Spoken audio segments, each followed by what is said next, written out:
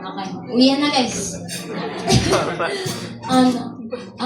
May nakas-prepare talaga akong outline pero parang habang patuloy yung gabi, parang nabago-bago kasi sobrang dami ko nang gustong sabihin. Pero as the night comes to a conclusion, syempre kakain muna kayo, hindi pa ito'y tapos.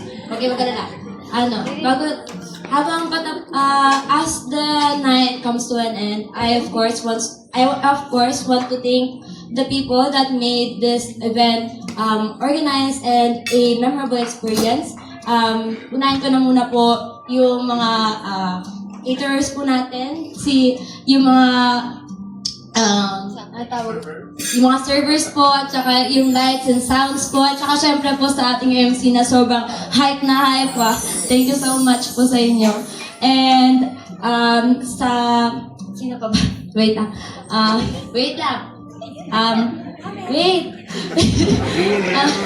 Thank you po sa aking family po na kung saan pa po nanggaling para pumunta po tonight po, Panginoon. Ay, Panginoon! Bakit ako nag-pray?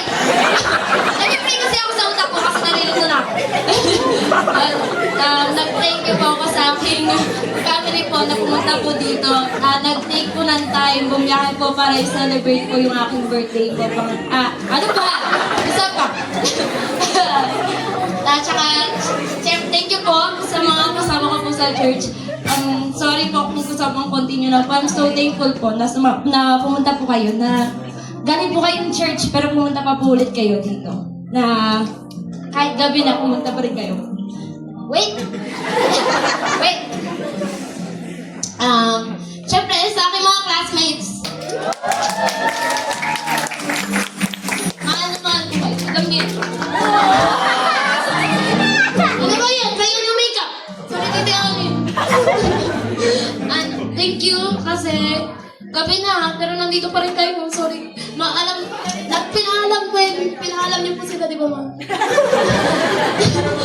Thank you sa pagpunta niyo, guys.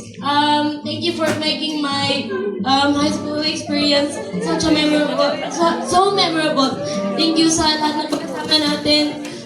Thank you sa lahat ng mga life lessons. Hindi ako magsasawa na magsilbing ate nyo. Hindi ako magsasawa na magsilbing sandalan ninyo. I will always be here for you. I will always be the person that is cheering you on in every part of your journey. I am here for you. I love you so much. And syempre po, sa aking binibenta sila para sa mga future husbands nila. Pero as we come into a modern age, I have come to a